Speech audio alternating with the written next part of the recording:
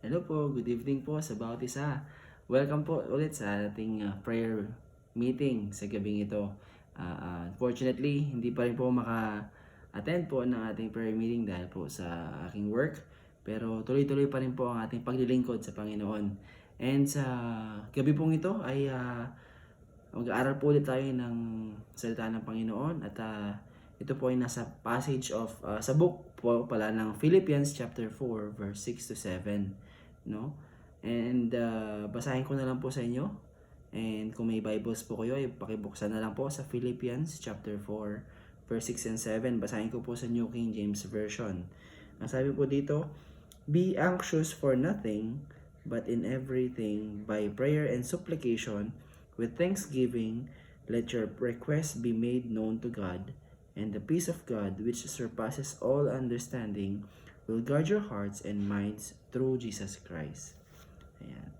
So, ang title po ng ating pag-aaralan sa gabing ito ay The Peace of God, A Journey Through Prayer and Thanksgiving. But before po tayo mag-proceed ay manalangin po muna tayo. Let us pray. Panginoon Diyos, na mga pangalihan sa lahat, kami po ay nagpupuri at nagpapasalamat, Panginoon, sa gabing ito na kami po ay makapagbulay-bulay ulit at makapag-aaral ng iyong salita.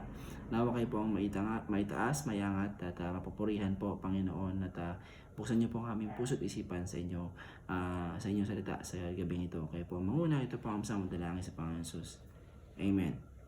So, this passage po, no, si Apostle Paul, by the way, siya po ang nagsulat ng Philippians, no, letter, epistle,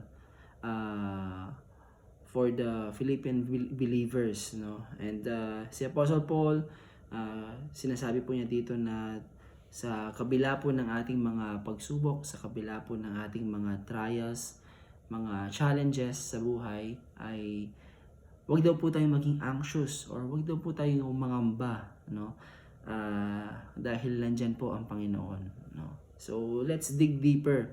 Let's, kumbaga, pag-aralan po natin mabuti itong verses po na binigay po sa atin sa gabing ito, no? So, ano po ba itong verse 6 muna tayo, no, dito sa first part ng ating text, no, na ito po ay meron isang command, no, na wag po tayong maging anxious, no, dahil yun nga, sa kabila nga po ng mga challenges natin sa buhay, sa kabila ng mga stress natin, sa kabila ng problema natin, ang sinasabi po ni Paul po dito na meron po siyang pinapahiwatig na divine command sa atin pala na be anxious for nothing, or ibig sabihin wag daw po tayong mangamba dahil lamang sa kung ano-ano, no? Ito po yung sinasabi ni Paul po dito na hindi po niya sinasuggest, no, itong wag po tayo daw maging anxious. Hindi daw po yung suggestion, kundi po ito po ay isang direction or isang command sa atin ng Panginoong Diyos na dapat daw ay paniwalaan lang po natin ang Panginoon, no? Na kasi for example po, no, yung anxiety po, ano po yan, unti-unting kakainin at kakainin po yung mga gandang bagay po na nasa isipan natin. Unti-unti po yan sa buong buhay natin, magiging depressed po tayo, maging malungkot po tayo, no? Aalisin po niya yung happiness natin, yung joy natin, aalisin niya yan, no? At most importantly, aalisin po niya yung faith natin sa Panginoon. Yet as believers, no, tinatawag po tayo at tinuturuan po tayo na lumapit lamang sa Panginoon. Yan po yung sinasabi ni Paul sa atin, na lumapit lang sa paanan ng Panginoon, no? Magtiwala lang sa Kanya, kung ano yung sovereignty niya, yung control niya sa lahat ng aspeto ng buhay, no? Nandyan lang po ang Panginoon. Yan po yung sinasabi ni Paul sa atin, no? Na ini-encourage niya po tayo na wag po tayo ma-consume, no, sa anxiety na yan, but rather ibalik po natin, ibigay lang po natin kung ano po yung binigay sa atin ng Panginoon through prayer, no? Kung ano man po yung mga problema natin, kung ano man yung mga pinagdadaanan natin, kung ano man yung mga kailangan natin, no, either financial, spiritual, no, sa mga relationships natin, no, nandyan lang po yan na ibalik lang po natin lahat sa Panginoon through prayer, no, kasi walang malaki sa Panginoon or malaki or maliit sa Panginoon, no, lahat po yan kayang-kayang i-handle yan ng Panginoon. Ini-invite nga tayo ng Panginoon to lay our burdens to Him, no, dahil alam niya na siya lamang ang makakapag-solve ng ating mga problema. At dapat alam din po natin yon as Christians. We should never be anxious of anything, no? Pero napansin niyo rin po dito, no, na si Paul, hindi lang po siya nag-stop dito sa prayer, no? Na hindi lang niya sinasabi na huwag kayong maging ma-anxious, mag-pray kayo. Hindi lang po 'yon. Dapat with thanksgiving din po. Sabi niya, do not be anxious about anything, but in every situation, by prayer and petition, with thanksgiving. So, hindi lang po nag-stop si Paul doon. Dagdag pa siya na dapat magpasalamat din pala tayo. No? Na ito po pala yung isang essential component of being a Christian, na hindi lang pala dapat tayo prayerful, dapat pala thankful din po tayo, no, sa mga problema natin. Thankful pa rin tayo sa mga kinakaharap natin, dapat thankful pa rin tayo, kasi hindi po yan ibibigay sa atin ng Panginoon nang walang reason. We are all called to cultivate a spiritual gratitude, no, na ibinigay sa atin yung countless blessings na binibigay sa atin ng Panginoon. Kaya pati yung problema dapat ipagpasalamat din natin, dahil it's a learning process. Yung mga problema, yung mga challenges na yan, binibigay lang po ng Panginoon sa atin upang tayo ay matuto, upang tayo ay magkaroon ng kalakasan, na para sa susunod na kakaharapin natin yung problemang yun, alam na natin kung paano i-solve, kung paano labanan, kung paano mapagtagumpayan yung mga problemang yan. Na pagka in-approach natin ng Panginoon with heart of thanksgiving, yung punong-puno ng gratitude, kumbaga na-shift yung focus or nalilipat yung focus dun sa iniisip mo yung problema mo, tapos ngayon mapapalitan at makakaroon ka ng thankfulness sa buhay mo, sa puso mo, at ngayon magiging mas masaya ka na, masigla ka na, imbis na pinaproblema mo yung mga bayarin, yung mga bills niyan, bigla ka na lang okay, nandiyan ako ng Panginoon, alam kong mayroon siyang mapoprovide para sa akin.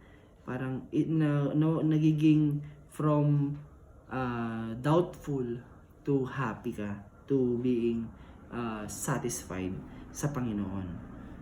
So, dahil ikaw ay merong thankful heart. Si Paul po dito, dinadirect niya po tayo na to replace, yun nga po, no, yung anxiety natin with prayer and supplication. Kasi ang prayer lang po, 'di ba? Ang prayer po, yun ang direct line natin, kumbaga yun yung pinaka way natin para makausap yung Panginoon, yung direct line natin sa Panginoon. It's a means that through we communicate our fears, no? Yun yung isa sa mga ways para maibigay natin or paano natin sabihin natin, maipadala or masabi sa Panginoon kung ano ba yung mga kailangan mo, kung ano yung mga kinakatakutan mo, yung mga desires mo, yung mga kailangan mo, no? Kaya yung supplication, yan po yung is a form of prayer that expresses our needs and petitions, no? So, dahil binabalik natin sa Panginoon yung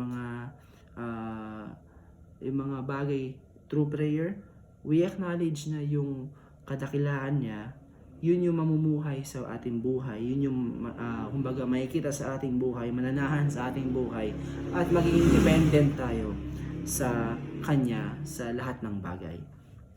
Now, Itong Thanksgiving nga po, critical po yan na component din na sometimes na overlook din po natin, no? In every situation, masaya man yan, malungkot man yan, meron at meron pa rin po tayong ikaka thankful. Hindi ko po alam yung sabihin sa Tagalog. Kumbaga, pasalamat, no, sa Panginoon. Ito. So, dapat i-develop daw po natin. Si Paul, i-encourage po tayo na i-develop yung spirit or yung attitude ng pagiging grateful sa mga problema natin dahil na-focus yung dependency natin sa Panginoon lamang, no? Na from iniisip natin na kulang tayo, ngayon maiisip na natin na sapat pala ang Panginoon, no? Dati naisip natin na meron tayong mga pagkulang, ngayon ang Panginoon pala, siya pala yung mag-fulfill ng mga kulang natin. Yan po pala yung sinasabi ni Paul dito, no? Na ang pagiging thankful po pala binibigay, kumbaga pinapakita niya na yung presensya ng Panginoon, na kung saan po na nare-remind po tayo ng kanyang faithfulness sa atin, yung goodness po sa atin ng Panginoon, yung pagmamahal po sa atin ng Panginoon, no? So tayo po as brothers and sisters in the Lord, nawa ay maging thankful po tayo. Hindi lang po tayo maging prayerful but also thankful po in every situation na kinakaharap po natin, no? At wag po tayong mangamba dahil nandiyan ang Panginoon. So ano po ba yung result if naging prayerful tayo plus naging thankful tayo? Magkakaroon po tayo ng peace, no? The peace of God dito sa verse 7 po, and the peace of God which transcends all understanding will guard your hearts and your minds in Christ Jesus, no? So ang resulta po niyan ng prayers, ng supplication, ng thanksgiving is yun nga po, yung peace of God, no? Itong peace na to hindi po yung kapayapaan na binibigay po ng mundong ito, no? Hindi po ito yung kumbaga kung paano natin iniintindi yung kapayapaan na word. Hindi po. Ito po yung divine peace. Ito po yung hindi mapaliwanag na kapayapaan na kumbaga nandyan na lang bigla sa'yo, no? Na bigla na lang magkakaroon ka na lang kapanatagan sa buhay na ay, andito pala ang Panginoon. Bakit pa ako mangangamba? Ayan. Kumbaga, leave everything sa Panginoon, no? Bakit pa ako mangangamba? Nandiyan naman pala ang Panginoon. Payapa ako. Magiging payapa ako. Ayan. Itong peace na to, hindi sinasabi ng kapayapaan na to na mawawalan ka na ng problema. Hindi sinasabi ng kapayapaan na to na hindi ka na luluha, no? But ang sinasabi ng peace na to ay nandyan ang Panginoon kasama mo sa kabila ng mga problema mo. Kasama mo siyang lumalaban sa mga problema mo, kaya you are at peace, no?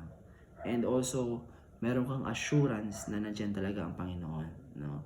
Na our peace is found. Paano tayo magkakaroon ng peace, no? With our relationship sa Panginoon. We have relationship sa Panginoon, meron tayong peace, no?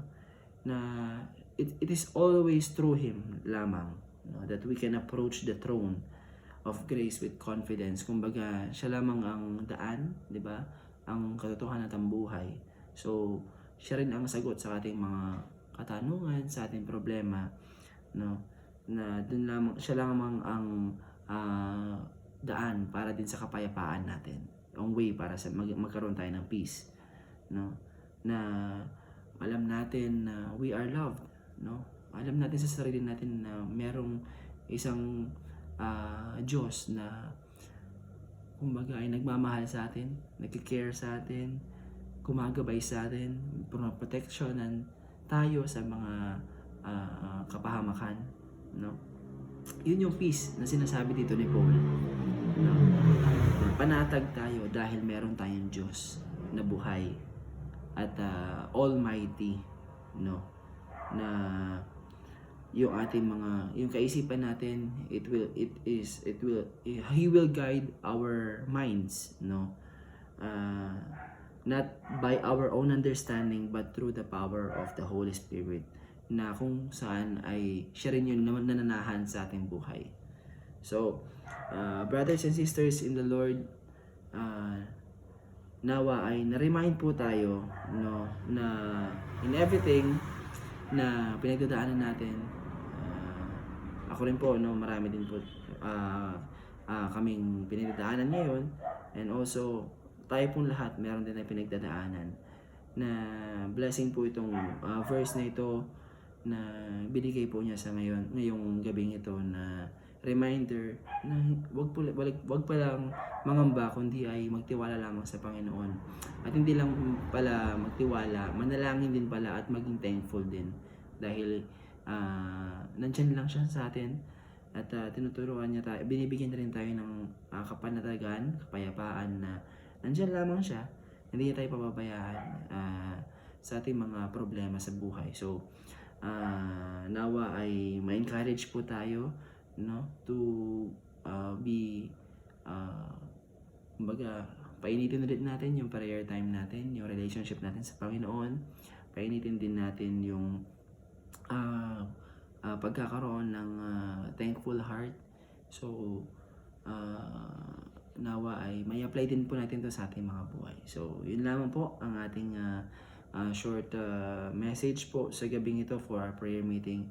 So let us pray. Panginoon Diyos na mga friends sa lahat, kayo po ay nagpapasalamat sa pagpapaalala niya po sa amin to be more prayerful, but also be thankful, Panginoon, sa mga kabila po ng aming mga pinagdadaanan, dahil tinuturuan niyo po kami na nandiyan ka pala palagi, Panginoon, at hindi ka pala umaalis sa aming tabi sa kabila ng aming mga pinagdadaanan, ay kasama ka naming lumalaban, at kayo po ang nagbubuhat sa amin, Panginoon, sa aming mga problema. At nawa kayo po ang patuloy na maiangat po namin sa mga buhay, patuloy niyo po kaming tulungan na at painitin pa, Panginoon, ang aming relasyon sa inyo. Nawa, Panginoon, ay buksan niyo pa rin patuloy ang aming mga buhay, Panginoon, at kayo po ang patuloy na manahan sa amin, at nawa ay kayo po ang patuloy na gumabay sa amin toward our journey, Panginoon, sa mundong ito. Nawa kayo po ang patuloy din na mag-bless about this item. Sa dalangin sa Panginoon Jesus. Amen. Good night, good evening po, and thank you. To God be the glory po.